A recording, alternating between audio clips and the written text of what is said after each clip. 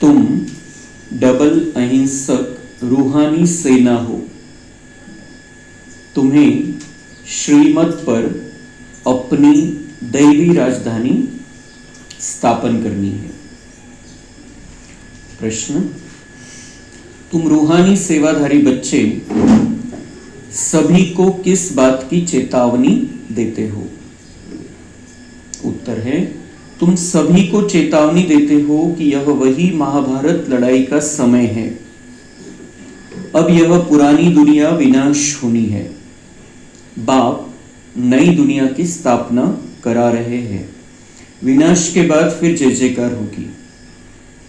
तुम्हें आपस में मिलकर राय करनी चाहिए कि विनाश के पहले सबको बाप का परिचय कैसे मिले।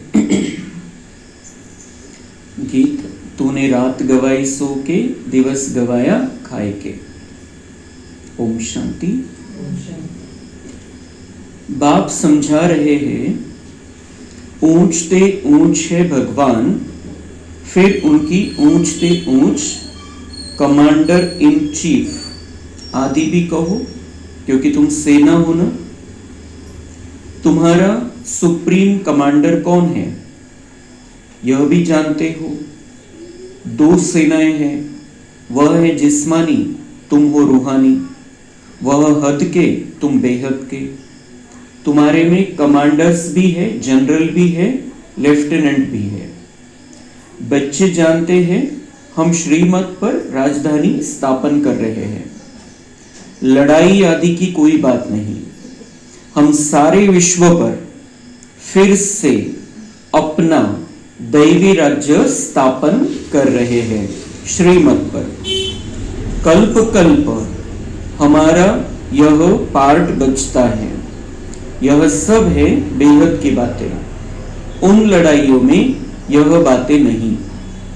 ऊंचते ऊंच बाप है, उनको जादूगर, रत्नागर, ज्ञान का सागर भी कहते हैं। बाप की महिमा अपरम अपार है। तुम्हें बुद्धि से सिर्फ बाप को याद करना है। माया याद भुला देती है। तुम हो डबल अहिंसक रूहानी सेना। तुमको यही ख्याल है कि हम अपना राज्य कैसे स्थापित करें। ड्रामा जरूर कराएगा, पुरुषार्थ तो करना होता है ना। जो अच्छे अच्छे बच्चे हैं आपस में राय करनी चाहिए। माया से युद्ध तो अंत तक तुम्हारी चलती रहेगी। यह भी जानते हो महाभारत लड़ाई होनी है जरूर, नहीं तो पुरानी दुनिया का विनाश कैसे हो। बाबा हमको श्रीमत दे रहे हैं। हम बच्चों को फिर से अपना राज्य भाग्य स्थापन करना है।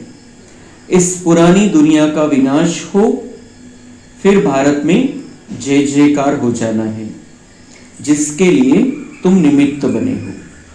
तो आपस में मिलना चाहिए। कैसे कैसे हम सेवा करें, सभी को बाप का पैगाम सुनाएं कि अब इस पुरानी दुनिया का विनाश होना है। बाप नई दुनिया की स्थापना कर रहे हैं। लौकिक बाप भी नया मकान बनाते हैं तो बच्चे खुश होते हैं। वह है हद की बात, यह है सारे विश्व की बात। नई दुनिया को सतयुग, पुरानी दुनिया को कलयुग कहा जाता है। अब पुरानी दुनिया है तो यह मालूम होना चाहिए बाप कब और कैसे आकर नई दुनिया स्थापन करते हैं। तुम्हारे में नंबरवार पुरुषार्थ अनुसार जानते हैं। बड़े ते बड़ा है बाप, बाकी फिर नंबरवार महारथी, घोड़ेसवार, प्यादे है। कमांडर, कैप्टन, यह तो सिर्फ मिसाल दे समझाया जाता है।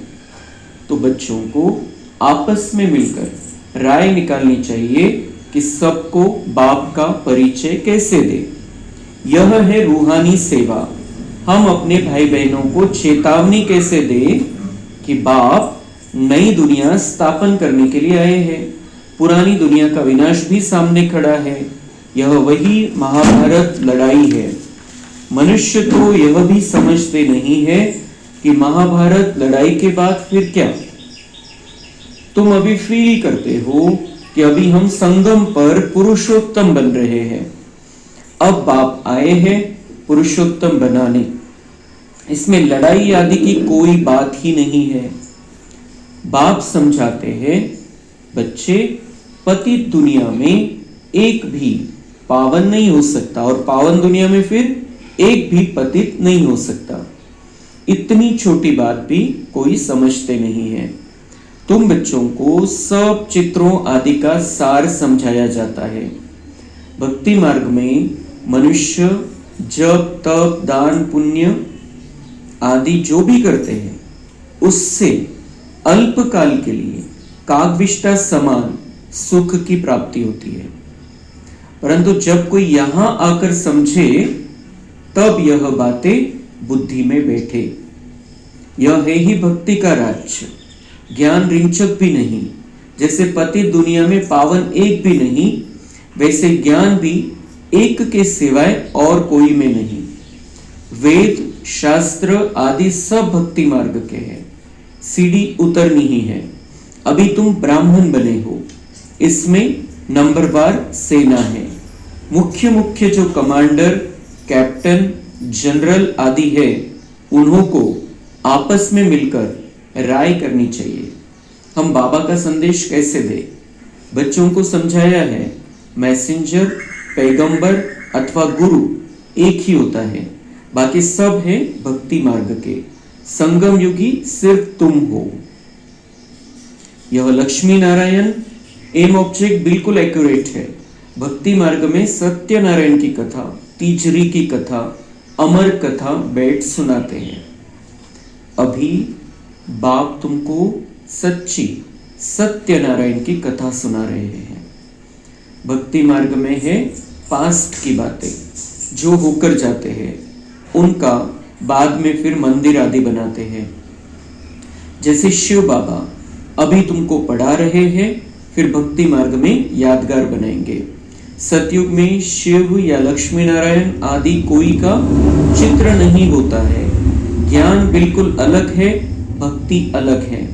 यह भी तुम जानते हो, इसलिए बाप ने कहा है, hear no evil, talk no evil. तो बाबा हमें समझाते हैं, ज्ञान अलग है, भक्ति अलग है। जो भक्ति की बातें हैं वो हमें सुननी भी नहीं है, सुनानी भी नहीं है। वो बातें सुनते सुनते हम नीचे उतरते हैं। अब ऊपर चढ़ने का समय है। ज्ञान बिल्कुल अलग है। ज्ञान का सागर सिर्फ एक ही है। जैसे पतित दुनिया में एक भी पावन नहीं, जैसे पावन दुनिया में एक भी पतित नहीं, तसं बाबा म्हणता है की जे ज्ञान आहे ते, जे क्लिअर ज्ञान आहे, जे सतयुग आणण्याचं ज्ञान आहे, जे सद्गतीचं ज्ञान आहे, ते बाकी दुसऱ्या कोणाकडे नाहीये। तो माझा पार्ट आहे, ते ज्ञान माझ्यामध्ये आहे, तुमच्यामध्ये ते ज्ञान मी देतो, पण तुम्ही मग जे जन्म मृत्यूच्या चक्रामध्ये येत येत येत येत ते जे ज्ञानाचा जो प्रभाव आहे तो संपून जातो।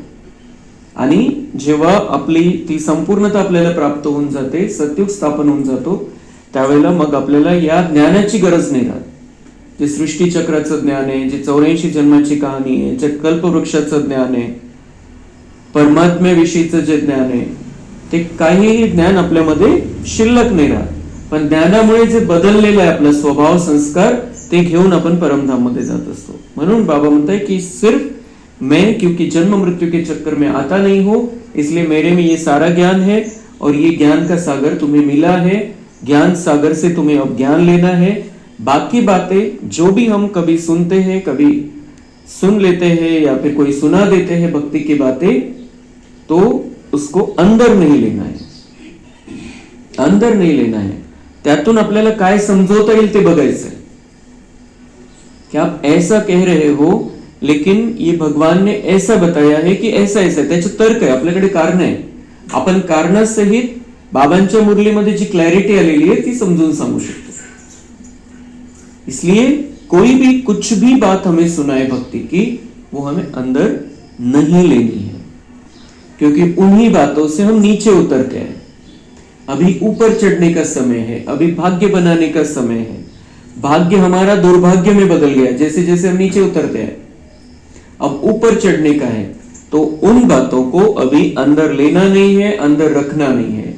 जो बाबा की बातें मुरली से हमें स्पष्ट होती है, उन्हीं बातों को अंदर लेना है। और उन्हीं बातों के लिए बाबा कह रहे hear no evil, talk no evil. वो बातें सुननी भी नहीं है और सुनानी भी नहीं है। बाबा की बातें, ज्ञान की बातें सुनानी, और उसमें सबसे महत्वपूर्ण बात हमें सबको ये सुनानी है कि अभी नई दुनिया आ रही है, पुरानी दुनिया का विनाश, मतलब महापरिवर्तन होने वाला है। दुनिया संपणार आहे असं नाही, विनाश म्हणजे, पण ही जुनी जाईल आणि नवी येईल, हे चक्र आहे. चक्र आहे हे समजवायचं आपण की हे चक्र फिरत राहतं आणि त्यानुसार आता या चक्रामध्ये सतयुगाची वेळ आलेली आहे, कलियुग संपायची वेळ आलेली आहे आणि त्यासाठी ही महाभारत लढाई, हे युद्ध लागलेलं आहे. जे बाहेर युद्ध आहे, बाहेर जी मारामारी, जे काही आपण बघतोय, 5 तत्व खराब झालेले, तो ऐसे हमें सबको समजाना है. मग बाबा म्हणताय की तुम्ही आपसामध्ये बसून पण चर्चा करू शकता की आपल्याला कसं समजवायचं लोकांना. कोणाला काही प्रॉब्लेम आहे आपण एकमेकांना विचारू शकतो, बसू शकतो, चर्चा करू शकतो, डिस्कशन करू शकतो. बाबांनी 3-4 वेळा सांगितलं कि आपस में बैठ के राय निकालो कि कैसे हम किसको समझाए, कैसे पैगाम पहुंचाए, क्या बताना है कि उसको याद करो. वो सबका परमपिता परमात्मा एक ही है, उसको याद करना है. उसको याद करने से पापों से मुक्त हो जाते हैं, हमारा पतितपना खत्म हो जाता है और आने वाली पावन दुनिया में हम जा सकते हैं. ये समझाना है. लेकिन फिर किसको कैसे समझाना है, प्रोग्राम करना है या फिर संदेश देना है, किस तरीके से हमें व्हाट्सएप पर मैसेज देना है या किस तरीके से हमें पॉम्पलेट छपवाने हैं, वो आपस में बैठ के हम चर्चा कर सकते हैं. बाबा कह रहे हैं कि आपस में बैठो, चर्चा करो कि किस तरीके से, क्योंकि कोई वंचित नहीं रहना चाहिए, सगळ्यांपर्यंत हा संदेश पोहोचवायचा. मग बाबांनी महत्वाची गोष्ट आज सांगितली की तुम युद्ध के मैदान पर हो. युद्ध का मैदान, युद्ध का मैदान कहां पर है? अंदर चल रहा है युद्ध.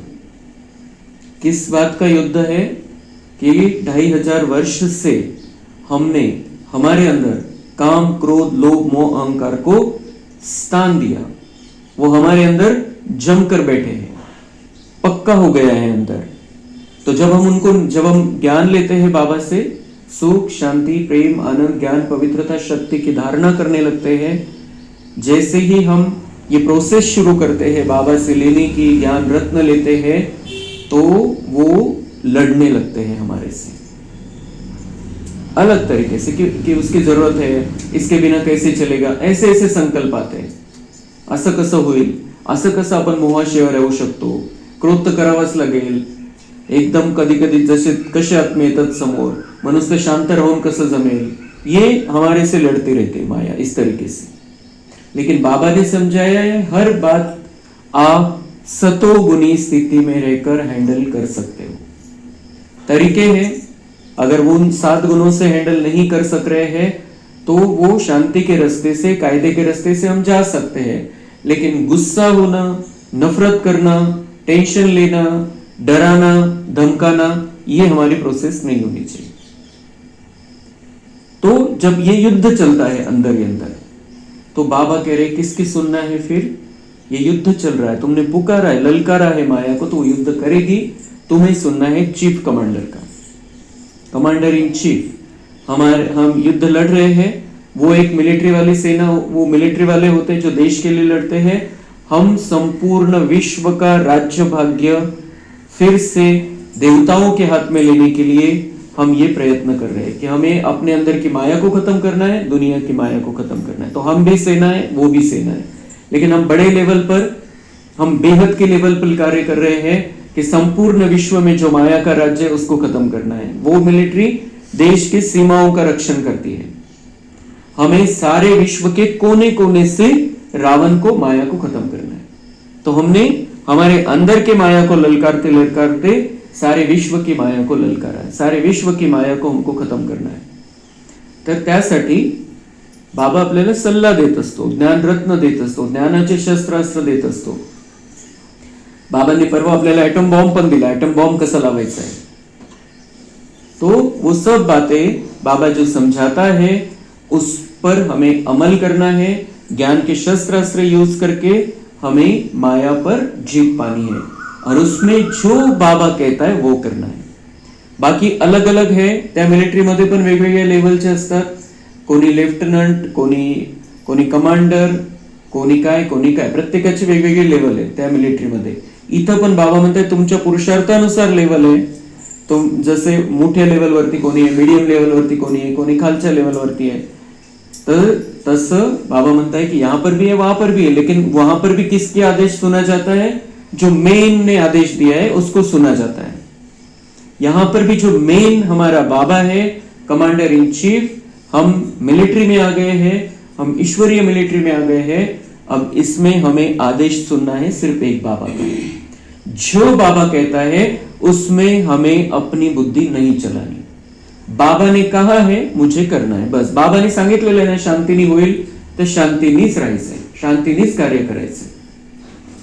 बाबा ने कहा है किसी को दुख नहीं देना है तो नहीं देना है. वो हमारा कमांडर इन चीफ है, हमें अधिकार ही नहीं है किसी को दुख देने का, नहीं तो हम मिलिट्री से बाहर हो जाएंगे. बाबा बाहर कर देगा, हमें समझ में भी नहीं आएगा कब हम बाहर चले गए. और बाहर चले गए मतलब अपनी तकदीर को ठोकर, और वो भी कल्प कल्पांतर की, जन्म जन्मांतर की, कल्प कल्पांतर की. इसलिए जो बाबा कहता है उसके आदेश पर चलना है. तुम बच्चों को अभी कितनी खुशी है, नई दुनिया स्थापन हो रही है. बाबा ने बताया नई दुनिया स्थापन हो रही है, लेकिन कौन कर रहा है? हम कर रहे हैं, फिर से कर रहे हैं. देवी साम्राज्य की स्थापना कर रहे हैं. हम अपने लिए कर रहे हैं, अपने तन मन धन से करते हैं. हम अपने लिए दैवी साम्राज्य की स्थापना कर रहे हैं फिर से, मतलब हर 5000 वर्ष के बाद ये हमारा प्रोग्राम है. करते कैसे? बाबा की श्रीमत पर. और किस आधार से करते? हमारे तन मन धन से. तो ये बातें बहुत महत्वपूर्ण है कि मुझे करना है, मेरा कर्तव्य है, मेरी जिम्मेदारी है. बाबा मेरा मार्गदर्शक है, बाबा मेरा कमांडर है. वो जो कहेगा वो मुझे करना है, तो मैं राजधानी में अव्वल नंबर में आ जाऊंगा. अगर बाबा की सुनी तो ऊंचा पद मिलेगा, नहीं सुनी तो प्रजा में प्रजा के नौकर चाकर बन जाएंगे. त्यांच्यासाठी तर काही पुरुषार्थ नहीं करायचं तर नहीं, वो तो प्रजा में आ जाएंगे. वहां पर भी साफ सफाई का काम है, नौकर चाकर है. लेकिन हमें बहुत भाग्य की बात है कि बाबा ने चुन लिया है. अब जो वो कहता है वो करना है. सिर्फ विस्ताराचं काम नाही, किती सोपं करून टाकलेलं आहे बाबांनी. भक्ति मार्ग में कंफ्यूजन रहता है, ये करो, ये नहीं किया तो कैसे होगा, ये व्रत नहीं किया तो कैसे होगा, ये उपवास नहीं किया तो कैसे होगा, ये नहीं, ये शास्त्र नहीं पढ़ा आज, ये मंत्र नहीं पढ़ा, ये जाप नहीं किया आज तो कैसे होगा, गड़बड़ हो जाएगी. उस देवी का दर्शन करके नहीं आए, वहां पर नहीं गए तो उसका कोप हो जाएगा. काही ना काही मनामध्ये चालत राहतं. भक्तीमध्ये कोणीही संतुष्ट नाहीये, कारण अजून काहीतरी करायचंय, अजून इथलं दर्शन करायचंय, अजून तिथलं काहीतरी करायचंय, अजून हे व्रत बाकी राहिलेलं आहे, अजून तो उपवास बाकी राहिलेला आहे, अजून वेगवेगळे ज्याचे त्याचे कल्पना है. यहां पर बाबा हमें बहुत सिंपल करके सब कुछ दे रहा है कि बस इतना कर लो, अपने आप को आत्मा समझो, मुझ परमात्मा को याद करो और मेरी सुनो. मैं जो कह रहा हूं वो सुनने का काम रह गया है, बाकी से बाकी कुछ भी करना नहीं है. कोणत्याही प्रोसिजर मध्ये, कोणत्याही कर्मकांडामध्ये आपल्याला जाण्याची गरज नाहीये. बाबांकडून ती 7 गुणांची जी किरण आहे ती घेत राहायची आहे. संपूर्ण आपल्या शरीरालाही त्याच्याने क्लिअर करायचंय आणि संपूर्ण विश्वामध्ये तीच किरण पसरवायची. बहुत बहुत आसान कर दिया है बाबा ने हमारे जीवन को. जितना हम इसको बहुत जल्दी समझ जाए कि बहुत बहुत बहुत बहुत आसानी का रास्ता है, उतना हमारा पुरुषार्थ ऊंचा होता जाएगा. सुखधाम की स्थापना अर्थ बाबा हमको फिर से डायरेक्शन दे रहे हैं. उसमें भी नंबर 1 डायरेक्शन देते हैं, पावन बनो. पतित तो सभी है ना, तो जो अच्छे अच्छे बच्चे हैं उनको आपस में मिलकर राय करनी चाहिए कि सेवा को कैसे आगे बढ़ाए, गरीबों को कैसे मैसेज दे. बाप तो कल्प पहले मिसल आया है, कहते हैं अपने को आत्मा समझ मुझ बाप को याद करो. राजधानी जरूर स्थापन होती है, समझेंगे जरूर, हम समझाएंगे तो वो समझेंगे जरूर। और अभी ऐसा समय आ गया है, हमारे समझाने से समझ जाएंगे। समझाना कैसे है? बाबा कह रहे हैं आपस में एक दूसरे से बात करो, मीटिंग करो, साथ में बैठो, कैसे क्या करना है, कैसे संदेश देना है। जो देवी देवता धर्म के नहीं है वह नहीं समझेंगे। फिर इसमें भी जिनको नहीं समझना है वो समझेंगे ही नहीं, जिनका पार्टी नहीं है, जिनको देवी देवता बनना ही नहीं है, जिनको सतयुग में आना ही नहीं है, वो समजेंगे नाही. म्हणून आपण परेशान नाही व्हायचं की मी इतक्या जणांना सांगितलं पण त्यांना काही कळतच नाही. आणि कोणाकोणाला तर असा डाऊट येतो की मैं ज्ञानामध्येच कमी आहे काहीतरी, कि उनको समझ में नहीं आ रहा है, उनका भाग्य नहीं है, उनको समझ में नहीं आ रहा है, उनका भाग्य नहीं है, बिल्कुल पक्का. लेकिन मुझे उनको फिर भी सकाश देनी, फिर भी शुभ भावना रखनी है कि ये आ जाए, बाबा के बच्चे बन जाए. अगर नहीं भी बनेंगे हमारी सकाश से, बाबा के बच्चे नहीं भी बनेंगे, फिर भी उनका भाग्य द्वापर से अच्छा रहेगा.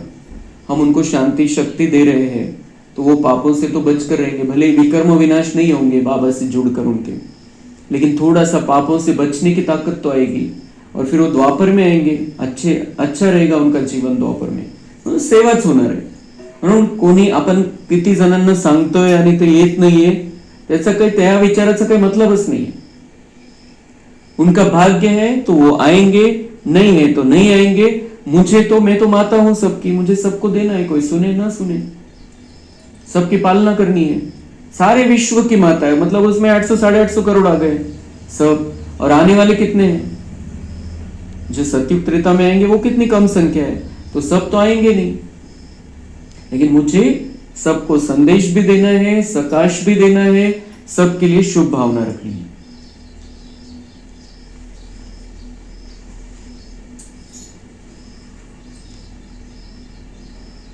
विनाश काले ईश्वर से विपरीत बुद्धि है ना, विनाश काले ईश्वर से जिनकी विपरीत बुद्धि रहेगी, बाबा के बनकर नहीं रहेंगे, तो फिर बाबा से शक्ति तो मिल ही नहीं सकती उनको, तो फिर वो माया उनको परेशान करती रहेगी. तुम बच्चे जानते हो हमारा धनी है, इसलिए तुम्हें न विकार में जाना है न लड़ना झगड़ना है. हमारा धनी है, जिसका कोई धनी धोनी नहीं होता है वो बाबा कहते हैं वो लड़ते हैं आपस में, विकार में जाते हैं. तुम्हें तो मैं मिल गया हूं, अब तुम्हें विकार में नहीं जाना है, किसी भी प्रकार के विकार में नहीं रहना है, और लड़ना झगड़ना नहीं है. लड़ना झगड़ना नहीं है, शांति की देवी बन जाना है, चाहे कोई कैसा भी हो. हमारे घर में, हमारे रिश्ते में, हमारे गली में, हमारे गांव में या कहीं भी हमें लड़ना झगड़ना नहीं है, शांति की मूर्ति बन जाना है. और बाबा का नहीं सुना तो फिर तुम्हारा ब्राह्मण धर्म बहुत ऊंच है, वह शूद्र धर्म के, तुम ब्राह्मण धर्म के. बाबा कह रहे तुम ब्राह्मण बन गए हो, अब शूद्र का प्रभाव तुम्हारे ऊपर नहीं पड़ना चाहिए. जो बाबा के नहीं है वो शूद्र धर्म के है, मतलब धर्म मतलब आत्मा की स्थिति वो है, नीचे गिर गए हैं और तुम ऊंचे हो गए हो, तो उनका प्रभाव तुम्हारे ऊपर नहीं पड़ना चाहिए. तुम चोटी वह पैर, क्या है स्थिति? बाबा कह रहे तुम जैसे चोटी और वो पैर. चोटी के ऊपर है ऊंच ते ऊंच भगवान निराकार.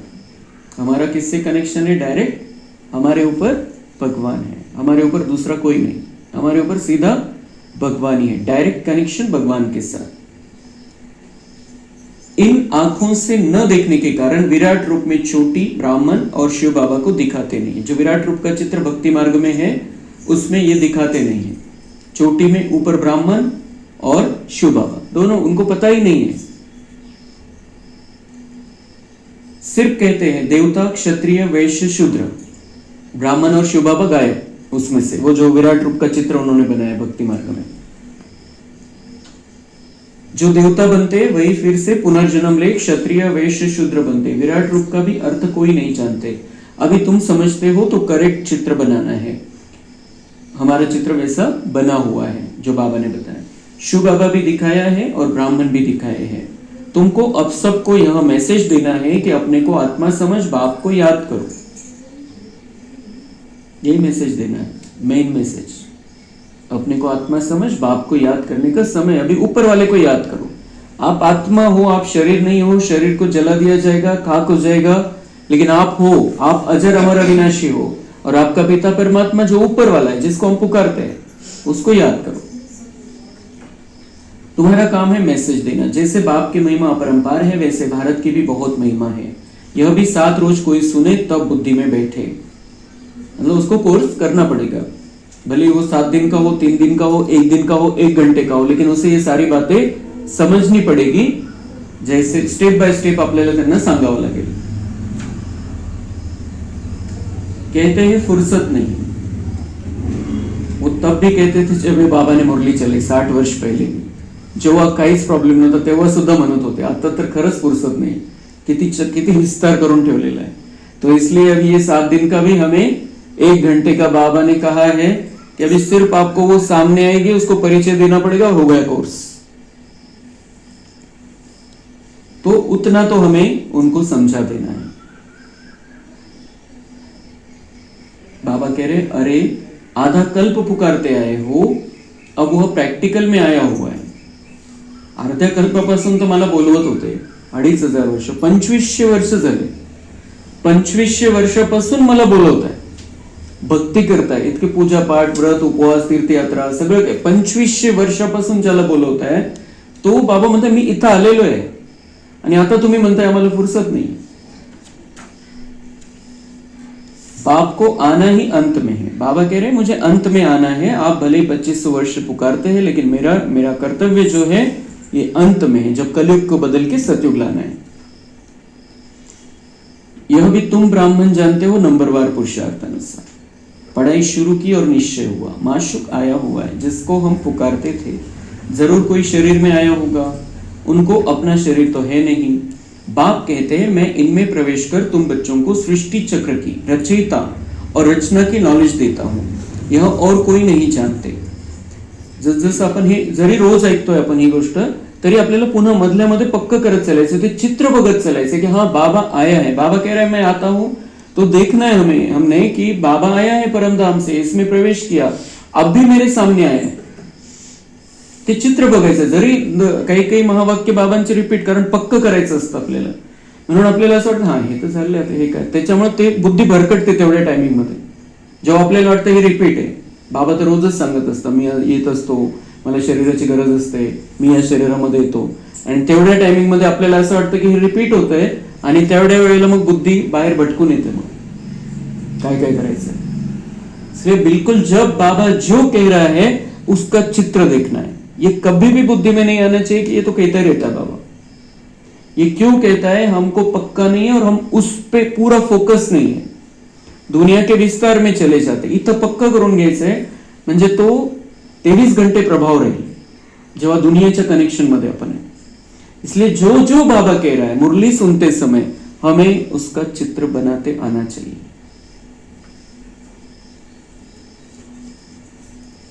यह पढ़ाई है, बहुत सहज करके समझाते हैं। बाबा कहते हैं हम तुमको कितना धनवान बनाता हूं, कल्प कल्प तुम्हारे जैसा पवित्र और सुखी कोई नहीं। तुम बच्चे इस समय सभी को ज्ञान दान देते हो। बाप तुम्हें रत्नों का दान देते हैं, तुम दूसरों को देते हो, भारत को स्वर्ग बनाते हो। तुम अपने ही तन मन धन से श्रीमत पर भारत को स्वर्ग बना रहे हो। कितना ऊंचा कार्य है। तुम गुप्त सेना हो, किसको भी पता नहीं है। तुम जानते हो हम विश्व की बादशाही ले रहे हैं, श्रीमत द्वारा श्रेष्ठ बनते हैं। अब बाप कहते हैं मां मैकम याद करो। श्री कृष्ण तो ये कह न सके, वह तो प्रिंस यानी राजकुमार था, तुम राजकुमार बनते हो ना। सतयुग त्रेता में पवित्र प्रवृत्ति मार्ग है। अपवित्र राजाएं पवित्र राजा रानी लक्ष्मी नारायण की पूजा करते हैं। पवित्र प्रवृत्ति मार्ग वालों का राज्य चलता है। फिर होता है अपवित्र प्रवृत्ति मार्ग। आधा आधा है ना, दिन और रात। लाखों वर्ष की बात हो फिर आधा आधा तो हो न सके। लाखों वर्ष हो तो फिर हिंदू जो वास्तव में देवता धर्म के हैं उनकी संख्या बहुत बड़ी होनी चाहिए, अनगिनत होनी चाहिए। अभी तो गिनती करते हैं ना, यह ड्रामा में नूंद है फिर भी होगा। मौत सामने खड़ा है, यह वही महाभारत लड़ाई है। तो आपस में मिलकर सेवा का प्लान बनाना है। सेवा करते भी रहते हैं, नए नए चित्र निकलते हैं, प्रदर्शनी भी करते हैं। अच्छा, फिर क्या किया जाए? अच्छा, रूहानी म्यूजियम बनाओ। ये बाबा बार बार हमें इशारा देते हैं, म्यूजियम बनाना है अभी आपको। खुद देखकर जाएंगे तो फिर औरों को भेजेंगे, तो वो सेवा ऑटोमेटिक होगी। बाबा कह रहे हैं अगर म्यूजियम जैसा कुछ बनाओ आप अलग, तो फिर ऑटोमेटिक आपको ज्यादा बताना नहीं पड़ेगा, वो देखने आएंगे जो वही दूसरों को भेजेंगे। गरीब अथवा साहूकार, धर्माओं तो निकालते हैं ना, जो भी है, गरीब है साहूकार है, वो भी अपना पैसा, कुछ उनको लगता है कि दान करने से पुण्य मिलेगा तो वो अपना पैसा अलग निकालते हैं। जो गरीब है वो भी निकालते हैं, साहूकार जो है वो भी निकालते हैं। साहूकार जास्ती निकालेंगे, इसमें भी ऐसे है। भक्ती मार्गामध्ये पण ज्यांच्याकडे पैसा भरपूर आहे ते जास्त दान करतात, ज्यांच्याकडे कमी आहे ते कमी दान करतात। इसमें भी है, यहाँ पर भी ऐसे है। कोई 1000 निकालेंगे, कोई कम, कोई तो 2 रुपए भी भेज देते। जो गरीब है वो 1 रुपया 2 रुपया बाबा की भंडारी में डालते हैं। कोई साहूकार है वो 1000 डालते हैं, मधुबन में भेजते हैं, सेंटर पर देते हैं।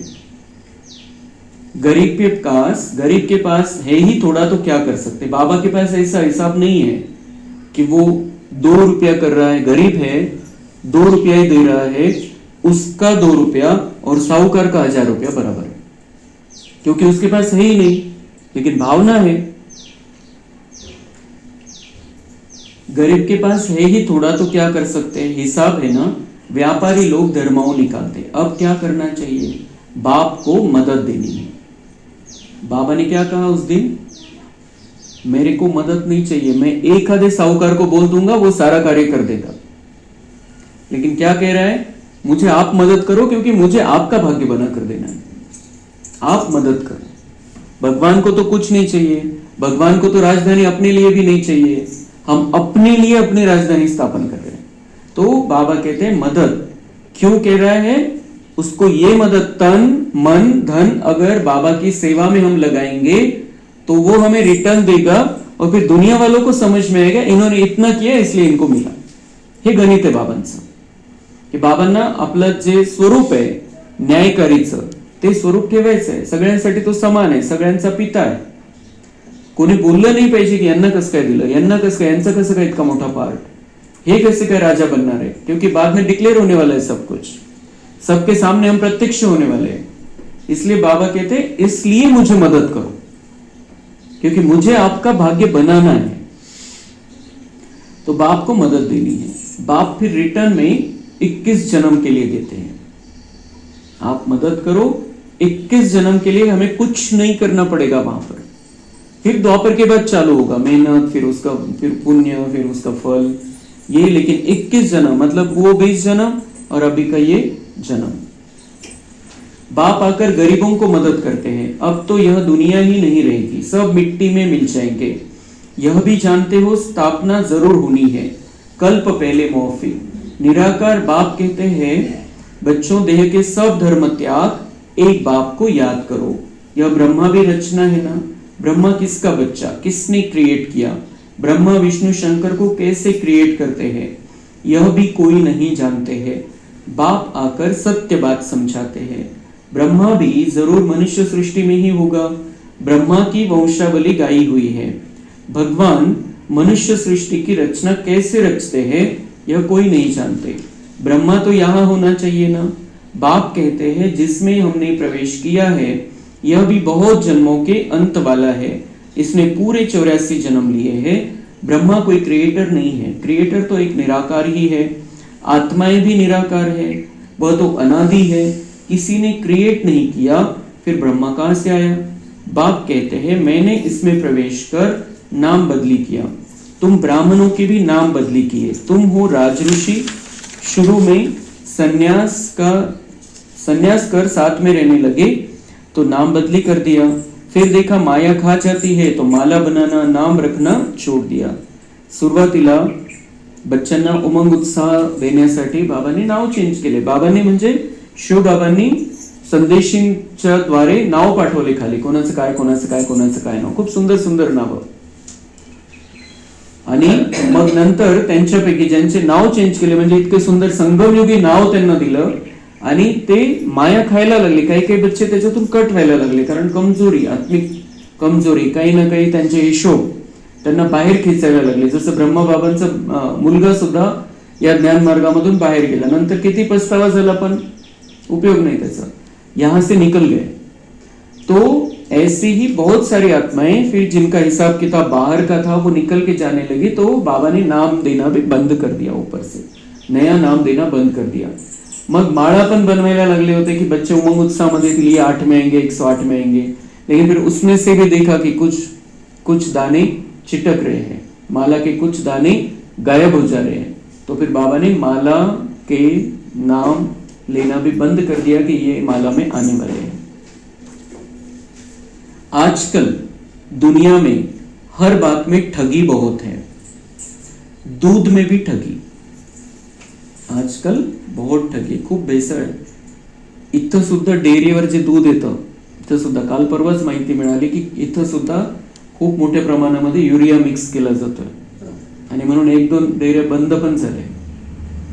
युरिया मिक्स करताय, आणि म्हणजे 10 लिटर दूध त्याचं 50 लिटर पण बनून जातं. अजून कोणतं पीठ पण मिक्स करतात.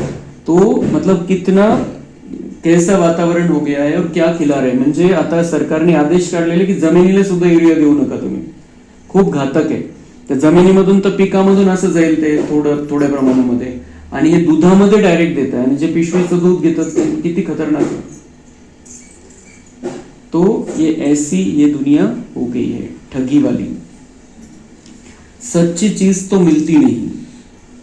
बाप के लिए भी ठगी, स्वयं को ही भगवान कहलाने लगते हैं. बाप के लिए जशी भेसळ तिकडे अलग अलग पदार्थामध्ये होते, तसं बाबा म्हणताय ही भक्तीमध्ये ईश्वरा परमेश्वरामध्ये पण भेसळ करून टाकलेली आहे. और वो कहते हैं कि मेरे अंदर शिव बाबा आता है, ऐसे बहुत निकल पड़े. तो ये ऐसी भगवान के लिए भी ठगी. अभी तुम बच्चे जानते हो आत्मा क्या है, परमात्मा क्या है, तुम्हारे में भी नंबरवार पुरुषार्थ अनुसार है. बाप जानते हैं कौन कैसे पढ़ते और फिर पढ़ाते हैं, क्या पढ़ पाएंगे. निश्चय है हम बाप द्वारा वर्ल्ड का क्राउन प्रिंस बन रहे हैं, तो ऐसा पुरुषार्थ कर दिखाना है. हम क्राउन प्रिंस बने, फिर 84 का चक्र लगाया, अब फिर बनते हैं. यह है नर्क, इनमें कुछ भी नहीं रहा है. फिर बाप आकर भंडारा भरपूर कर कालकंटक दूर कर देती. ये नरक है, इसमें कुछ सार नहीं रहा है. फिर बाबा आकर सब कुछ फिर से भरपूर कर देते हैं, और जो कालकंटक आया हुआ है इस दुनिया पर, जो विघ्न पड़े हैं, वो सब बाबा आकर खत्म कर देते हैं, और हमारे लिए बहुत सुंदर दुनिया आ जाती है. तुम सबसे पूछो, यहां भंडारा भरपूर करने आए हो ना. अमरपुरी में काल आ न सके. बाप आते ही है भंडारा भरपूर कर काल कंटक दूर करने. यह है अमरलोक, यह है मृत्युलोक. ऐसी मीठी मीठी बातें सुनानी है, फालतू नहीं. फालतू बातें किसी को भी नहीं सुनानी है. बाबा जो हमें सुनाता है वही बातें हमने सबको सुनानी चाहिए. अच्छा, मीठे मीठे सिक्के लधे बच्चों प्रति माता पिता बाप दादा का याद प्यार और गुड मॉर्निंग. रूहानी बाप की रूहानी बच्चों को नमस्ते. हम रूहानी बच्चों की रूहानी बाप दादा को याद प्यार गुड मॉर्निंग नमस्ते. वाह बाबा वाह, शुक्रिया बाबा शुक्रिया. धारणा के लिए मुख्य सार है, बाप विश्व का मालिक बनने की पढ़ाई पढ़ाने आए हैं, इसलिए कभी ऐसा नहीं कहना कि हमें फुर्सत नहीं. श्रीमत पर तन मन धन से भारत को स्वर्ग बनाने की सेवा करनी है. आपस में बहुत मीठी मीठी ज्ञान की बातें सुननी और सुनानी है. शिव बाप का यह डायरेक्शन सदा याद रहे. Hear no evil, talk no evil वरदान है. हद की सर्व कामनाओं पर जीत प्राप्त करने वाले काम जीत जगत जीत भव. तो काम विकार पर जीत यानी विश्व पर जीत. विश्व के महाराजा हम बन जाएंगे. हद की सर्व कामनाएं, काम विकार म्हणजे फक्त ब्रह्मचर्य व्रत नाही, पण वेगवेगळ्या प्रकारच्या कामना, इच्छा, नाम मान शानची इच्छा, असं झालं पाहिजे, तसं झालं पाहिजे, या ज्या इच्छा आहे, आणि इच्छा जोपर्यंत आहे तोपर्यंत आपण चांगले नाही बनू शकत जसं बाबांना पाहिजे. म्हणून सगळ्या प्रकारच्या इच्छा म्हणजे कामना म्हणजे कामविकार आहे.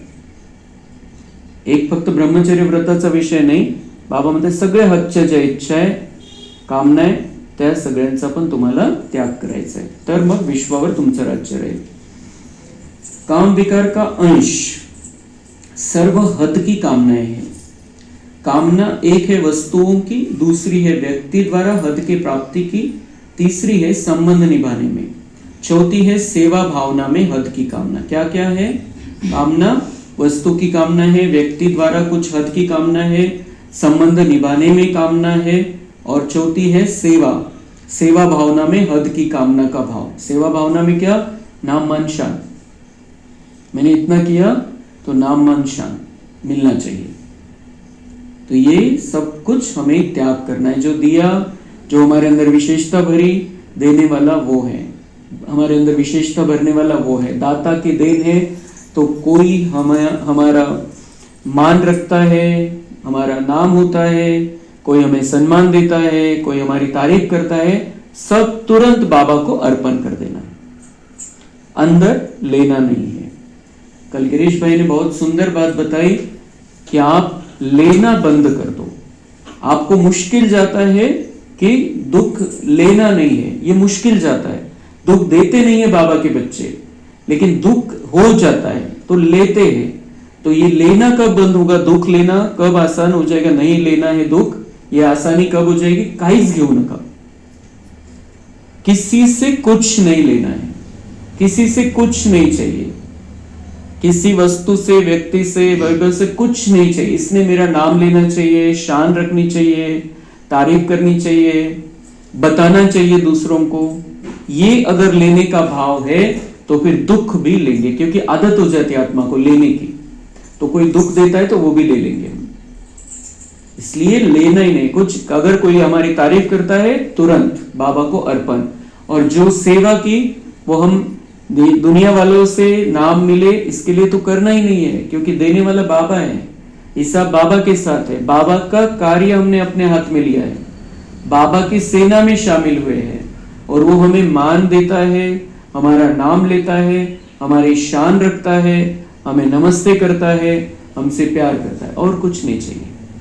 इसलिए किसी से कुछ नहीं लेना है. किसी से कुछ अपेक्षाएं रहेंगी तो फिर दुख भी मिलेगा, दुख भी लेते रहेंगे हम.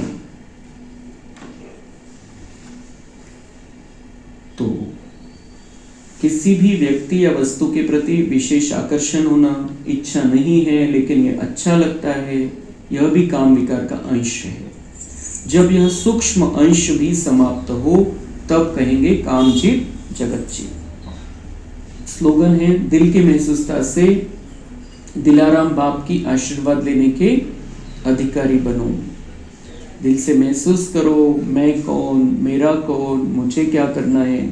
तो ये जो महसूसता आएगी हमारे अंदर, तो हम दिलाराम बाप से आशीर्वाद लेने के अधिकारी बनेंगे, क्योंकि हमारा पुरुषार्थ तो ऐसा रहेगा.